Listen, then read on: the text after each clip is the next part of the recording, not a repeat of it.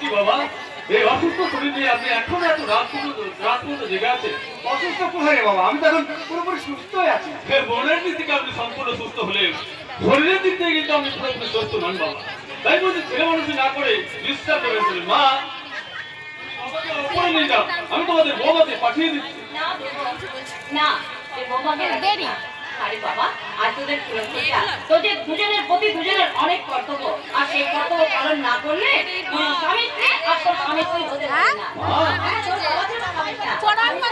যা বাবা যা, তুই সুরক্ষার ঘরে যা, বৌমা হয়তো তোর জন্য অপেক্ষা করে বসে আছে বাবা। বেশ, তবে তাই হোক মা, তোমাদের আশীর্বাদ বাছাই করে আমি আমার নতুন জীবনের পথে পা বাড়ালাম। এই যে তুমি এখানে আমি তোমাকে সারা বাড়ি খুঁজে বেড়াচ্ছি। কেন কেন রামুদা, আমাকে আবার কিসের প্রয়োজন? আজকের দিনে প্রয়োজন হচ্ছে তোমার সবচেয়ে বেশি কথা না বাবু। আত্মীয় স্বজন বন্ধু বান্ধব সবাই তো তোমায় খুঁজে বেড়াচ্ছে। এই তো কিছুক্ষণ আগে একটা বউ তোমার সঙ্গে দেখা করতে এসেছে। কেমন করে জানবো গিন্নিমা? তোমার একটা মেয়ের মতো সিঁদুরের পিঠ, সিঁথিতে সিঁদুর, মাথায় ঘোমটা, যেন সাক্ষাৎ লক্ষ্মীর পৃথিবী। এত রাত্রে কে ঠোঁট ধরে দেখা করতে চায়?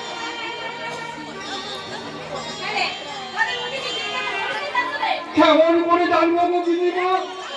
এই নিয়ে তো মেজো দাদাবাবু ছোট দাদাবাবু তর্ক।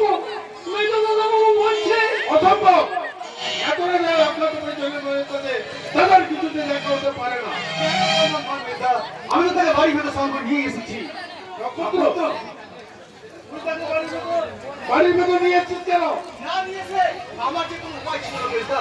সে আমার হাত দুটোতে ধরে বললো, তুমি আমার ভাইয়ের মতো, তোমার কাছে আমি শুধু একটি অনুরোধ করছি, তোমার দাদার সঙ্গে আমার একটি বারের জন্য দেখা করে দাও। তার সঙ্গে দেখা না হলে আমার যে ভীষণ ক্ষতি হয়ে যাবে। ক্ষতি হয়ে যাবে? হ্যাঁ বলতে, তাই তো মেজদার আদেশ উপেক্ষা করে আমি সেই দিদির অনুরোধ রাখতে তাকে আমি সঙ্গে করে নিয়ে এসেছি। কিন্তু আমি জানতে চাই মেয়েটি কে? গধূলি সন্ধ্যা ওই ছাদে না তোলা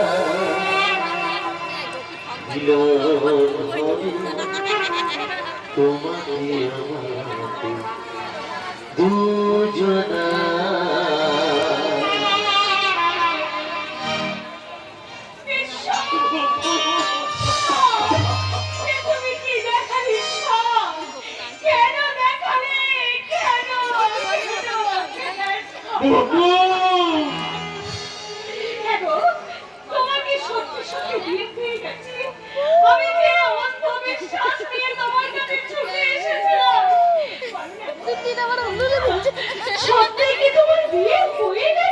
হ্যাঁ হয়ে গেছে, এবং আজই তার পুরো চর্চা। তুমি এইভাবে আমার কাছে ছুটে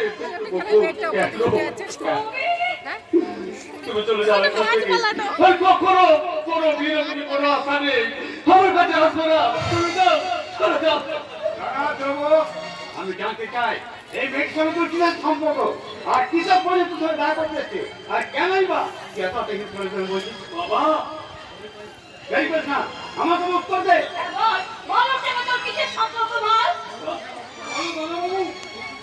ওর সঙ্গে তো আমার কিসের সম্পর্ক?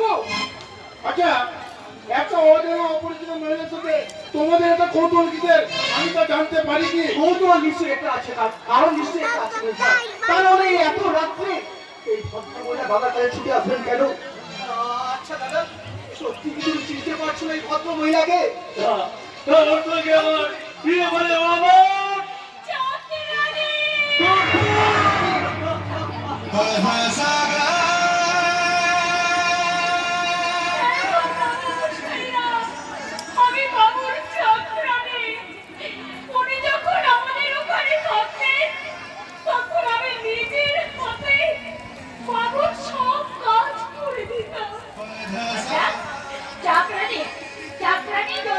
তাহলে তোমার বিয়ের কথা শুনে তুমি আমার হাহাকার করে কেঁদে উঠেছিলে জানো?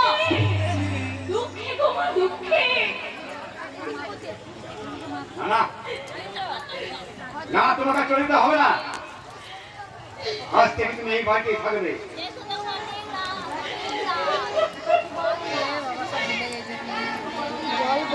তোমার দুঃখে চাইলে আজ দাদারে পুরো করছে, রাত তো মাটিয়ে দিতে পারে না।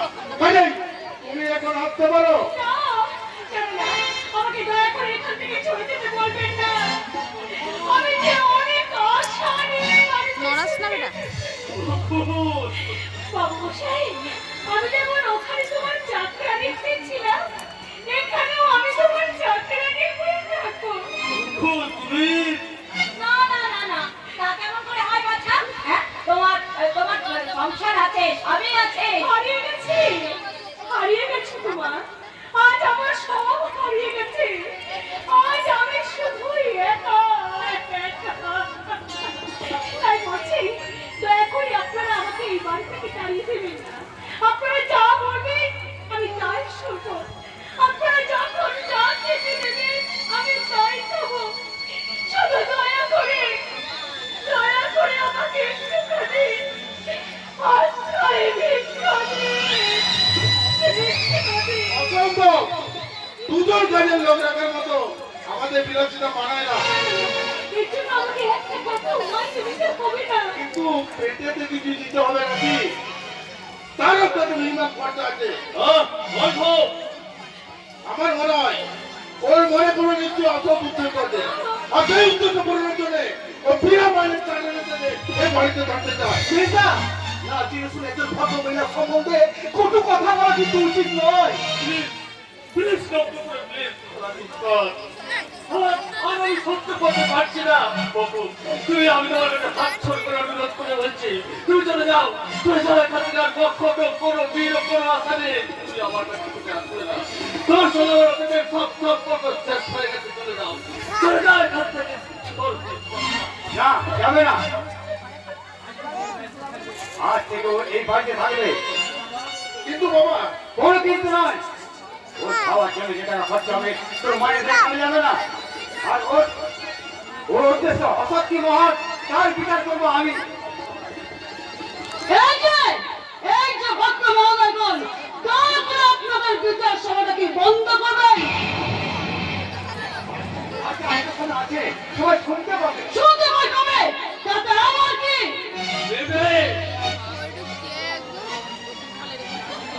একটু আস্তে কথা বলো মামা।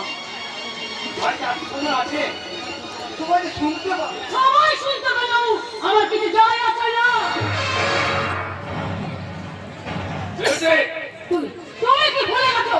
আজ আমাদের ফুলসজ্জায়, এই ফুলসজ্জা রাতে আমি কি তোমার জন্য ওই ফুলসজ্জার ঘরে অপেক্ষা করে বসে থাকবো? আমি জগতে পাঠিয়ে দিচ্ছি। না, ঘুমোয় এক্ষুনি আমার সঙ্গেই যাবে। তুমি স্বামীর নাম মুখে আনলে কেন? স্বামীর নাম মুখে আনলে কি মুখে ফসকা পড়ে যায় নাকি? ফসকা হয়তো পড়ে না বৌমা, কিন্তু স্বামীর নাম ধরে ডাকে স্বামীকে অপমান করা হয়। আচ্ছা, তুমি কি জানো না? তুমি কি জানো না মেয়েদের কাছে স্বামী হলো দেবতা? দেবতা? আর স্বামীকে দেবতা ভাববে ওই সব পাইয়া মূর্খের মেয়েদের দল। আমার মতো উচ্চশিক্ষিত মেয়েদের কাছে স্বামী মানে বন্ধ। নমস্কার বৌমা, নমস্কার। তোমাদের শিক্ষা সিলেবাসের সঙ্গে সঙ্গে বলা তোমাদের রুচি আর চুস্ত একটা পাল্টি দিয়েছো। তাই তোমার মতো অসংখ্য শিক্ষা শিক্ষার ভিতরে স্বামী হয় বন্ধু, আর বৃদ্ধ শ্বশুর শাশুড়ি হয় চাকর আর চাকরানি। জানিস প্রভু, আমি মৃত্যু শয্যা শুয়ে স্বপ্ন দেখতাম রে, আমার ধ্রুব দিয়ে দেবো, মনে মতো বউ আনবো। আমার কথা ধ্রুব বিয়ে করলো ঠিকই, কিন্তু বিয়ে করে যাকে বাড়িতে আনলো সে বৌমা নয়, সে একটা বোমা, একটা বোমা। এই, তোমাকে এত বড় অপমান! সম্মানে কখনো স্বেচ্ছায় পাওয়া যায় না বৌমা, ওটা নিজেকে আদায় করে নিতে হয়। আশা করি সম্মান দেওয়ার নেওয়ার ব্যাপারে এবার থেকে যথেষ্ট সচেতন থাকবে। এই বল, আমাকে এসব অসম্মান করে মনে নাকি? সব কিছু ওদের বলে চেষ্টা করে যা। আমি তোমাকে মাত্র 5 মিনিট সময় দিয়ে দিলাম দুটো। এই 5 মিনিটের মধ্যে তুমি যদি আমার রুমে না আসো তাহলে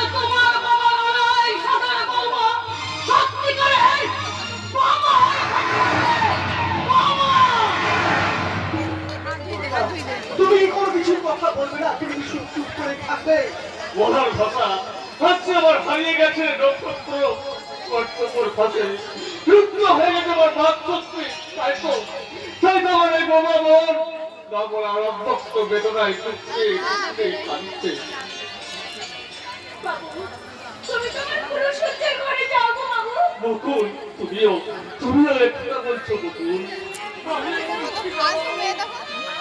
কোনো সজ্জার ঘরে যাও, দেরি হলে হয়তো বদলুনি এক কোটে আমার অপমানি করে বলবে তুমি আর দেরি করো না গো দাদাবাবু, তুমি কোনো সজ্জার ঘরে যাও, তুমি কোনো সজ্জার ঘরে যাও। না, যার মনের সঙ্গে আমার মনে কোনো মিল নেই, চরিত্র সম্পূর্ণ বেমানান, তাকে স্ত্রীর স্বীকৃতি দিলেও স্ত্রীর মর্যাদা দেওয়া আমার পক্ষে কোনোমতেই সম্ভব নয়। ঠিক বলছো কথা, তুমি ঠিক বলেছো। এ তোমার জীবনের চরম পরীক্ষা, আর এই তোমার চরম সমস্যার কথা আর কেউ না জানো, আমি তো জানি। তাই আমি সব জেনে শুনে আমি তোমায় বলে যাচ্ছি দাদা, তুমি সিদ্ধান্ত নাও দাদা, তুমি সিদ্ধান্ত নাও। কাকে তুমি আপন করে নেবে, ওই অগ্নিসাক্ষী স্ত্রীকে নাকি এই ভালোবাসার সিঁদুরকে? ওই নক্ষত্র কথা আমি কেমন করে বোঝাবো যে আমার কাছে অগ্নিসাক্ষী স্ত্রীর থেকে ভালোবাসা সিঁদুরের মূল্য অনেক অনেক বেশি। তুমি চুপ করো, তুমি চুপ করো। বকুল, আমি মহা অন্যায় করেছি বকুল। না, আমি তোমার ভালোবাসাকে গলা টিপে খুন করেছি। তুমি আমাকে অভিশাপ দাও বকুল, তুমি আমাকে অভিশাপ দাও। তুমি যাও, তোমার জন্য যে তোমার স্ত্রী পুরুষত্বের ঘরে অপেক্ষা করে বসে আছে। কি বকুল? তুমি পুরুষত্বের ঘরে যাও। তুমি কি বকুল? নিজের স্বামীকে অন্যের হাতে তুলে দিতে তোমার ভিতরে হাহাকার করছে না? আমি তোমার স্ত্রী, স্বামীর শুভ কাজে সম্মতি দেওয়াতে স্ত্রীর কর্তব্য। বকুল, তুমি যাও, আমি তোমার দিদি পায়ে ধরে, তুমি যাও, তুমি তোমার পুরুষত্বের ঘরে বেশ যাও। বেশ বকুল, বেশ, তবে তাই হোক। তোমার চোখের জল দিয়ে লেখা হোক আমার জীবনের নতুন ইতিহাস। তোর ব্যর্থ জীবনের হাকার হোক আমার পুরসজ্জার উপহার। আরে তোমার বুক ফাটা কান্না